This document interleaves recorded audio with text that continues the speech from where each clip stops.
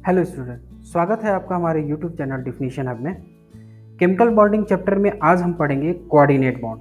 Coordinate bond पढ़ने से पहले मैं स्टूडेंट से रिक्वेस्ट करूंगा कि प्लीज़ वो पहले कोवैलेंट बॉन्ड का वीडियो ट्यूटोरियल जरूर देखें, क्योंकि कोऑर्डिनेट बॉन्ड कोवैलेंट बॉन्ड से रिलेटेड है।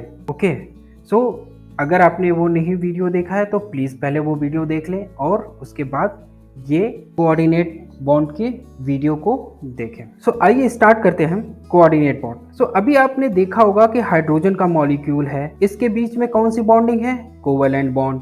क्यों? क्योंकि ये दोनों हाइड्रोजन ऑक्सीजन के एक एक इलेक्ट्रॉन से शेयरिंग करके अपने ड्यूप्लेट कंप्लीट करते हैं और ऑक्सीजन अपना ऑक्टेट कंप्लीट करता है और ये बनाता है कौन सा?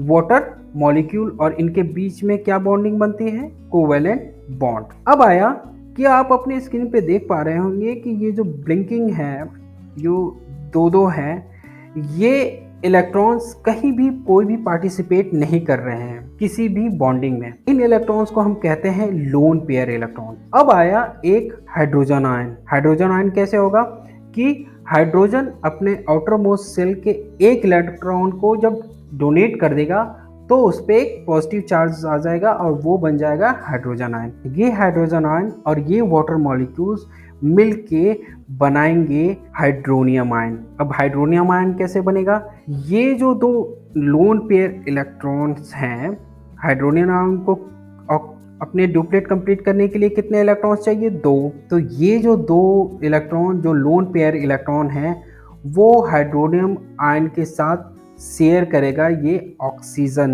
और फिर ये हाइड्रोनियम आयन बनाएगा और इस पे एक पॉजिटिव चार्ज रहेगा। क्यों? क्योंकि हाइड्रोजन एक पेयर इलेक्ट्रॉन शेयर कर रहा है या ले रहा है ऐसा लगेगा और ऑक्सीजन एक पेयर इलेक्ट्रॉन डोनेट करेगा ऐसा लगेगा। तो क्योंकि हाइड्रोजन ऐसा लगेगा कि वो इलेक्ट्रॉन एक्सेप्ट कर रहा है तो वो कहलाएगा एक्सेप्टर और ऑक्सीजन डोनर कहलाएगा और इनके बीच की जो बॉन्डिंग बनेगी वो बनेगी कोऑर्डिनेट बॉन्ड। और इस आयन को क्या कहलाएंगे? Hydronium ion. क्योंकि ये पॉजिटिव चार्ज है सो इसको हम कहेंगे आयन, क्योंकि मालूम है कि कोई भी इलेक्ट्रॉन डोनेट करके वो पॉजिटिव चार्ज बनता है तो उसको हम कहते हैं आयंस। तो आइए देख लेते हैं कि हाइड्रोजन आयन कैसे बनता है। जब वाटर किसी एसिड से रिएक्शन करेगा तो हाइड्रोजन आयन बनेगा। ये तो हो गया उसके फॉर्मेशन का। अब आया कि हम एटम्स की बात करें कि जब हाइड्रोजन का एटम जिसमें बैलेंस शेल में एक इलेक्ट्रॉन है और वो इलेक्ट्रॉन डोनेट कर देगा तो उस पर एक पॉजिटिव चार्ज आ जाएगा और फिर वो बन जाएगा हाइड्रोजन आयन। तो ये तो हो गया कि हाइड्रोजन आयन का फॉर्मेशन। अब हम स्टार्ट करते हैं अपना चैप्टर कोऑर्डिनेट बॉन्ड। तो कोऑर्डिनेट बॉन्ड एक कोवैलेंट बॉन्ड ही है। क्यों?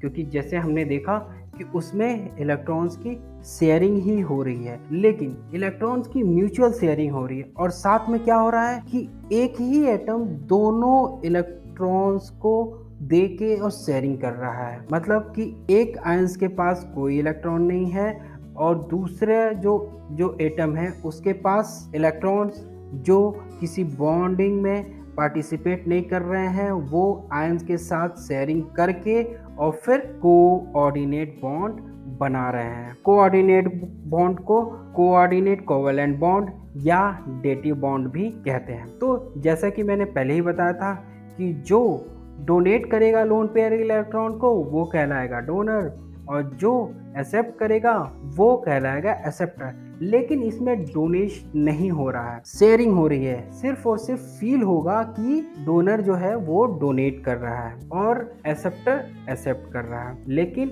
इसके में सिर्फ और सिर्फ शेयरिंग होगी हाइड्रोजन और ऑक्सीजन एटम्स के बीच में। तो अब आया कि कोऑर्डिनेट कंपाउंड क्या होता है। कोऑर्डिनेट कंपाउंड वो कंपाउंड होते हैं जिनके बीच कोऑर्डिनेट बॉन्ड होता है और आयन होता है इनके ऊपर, मतलब कि पॉजिटिव चार्ज या नेगेटिव चार्ज शो होएगा। तो आइए कुछ एग्जांपल्स देखते हैं हम कोऑर्डिनेट बॉन्ड के। ये है अमोनियम आयन का एग्जांपल। आपने लास्ट कोवैलेंट बॉन्ड जब मैंने पढ़ाया था उसमें देखा होगा कि अमोनिया का जो मॉलिक्यूल है वो ऐसे स्टेबल है, मतलब एक नाइट्रोजन 3 हाइड्रोजन के साथ इलेक्ट्रॉन शेयर करके अमोनिया मॉलिक्यूल बनाया है। अब इसमें देखेंगे कि नाइट्रोजन के बैलेंस सेल में कितने इलेक्ट्रॉन हैं 5 और हाइड्रोजन के आउटर मोस्ट सेल में कितने कितने इलेक्ट्रॉन हैं 1। तो इन तीनों इलेक्ट्रॉन एक एक इलेक्ट्रॉन नाइट्रोजन के एक एक इलेक्ट्रॉन से शेयरिंग करके अमोनियम मॉलिक्यूल बनाएंगे। अब आया हाइड्रोजन आयन। हाइड्रोजन आयन के पास क्या है, कोई इलेक्ट्रॉन नहीं, उसको चाहिए कितना 2 इलेक्ट्रॉन।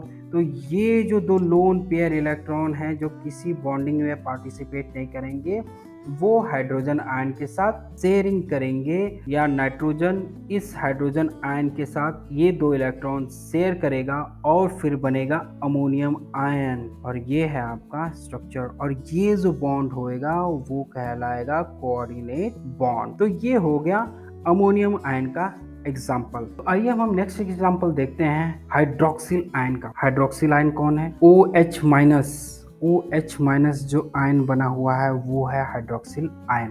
और ये बना किससे है, वाटर से, वाटर मॉलिक्यूल से बना है। सभी को पता है कि वाटर जनरली हमारे पास जनरली कोई रिएक्शन नहीं करता है, लेकिन एक सर्टेन टेम्परेचर पे ये आपस में रिएक्शन करते हैं और हाइड्रोक्सिल आयन और हाइड्रोजन आयन बनाते हैं। ये रिएक्शन कब होएगा, जब वो एसिडिक प्रॉपर्टी शो करेगा और ये हाइड्रोक्सिल आयन और हाइड्रोजन आयन बनाएगा। इसकी प्रॉपर्टी के बारे में हम डिटेल से नेक्स्ट चैप्टर एसिड बेस और सॉल्ट उसमें हम जानेंगे। तो अभी स्टार्ट करते हैं कि हाइड्रोक्सिल आयन कैसे बनता है। ये आप देख पा रहे होंगे कि वाटर का एक मॉलिक्यूल है। वाटर मॉलिक्यूल में आप देख पा रहे होंगे कि हाइड्रोजन अपने साथ ऑक्सीजन के एक एक इलेक्ट्रॉन की शेयरिंग करके और वो उसने वाटर मॉलिक्यूल बनाया है, और इसके बीच में जो बॉन्ड है वो अभी कोवैलेंट बॉन्ड है। अब आप ये कहें कि जब एक हाइड्रोजन बिना कोई इलेक्ट्रॉन लिए एसिडिक या वाटर मॉलिक्यूल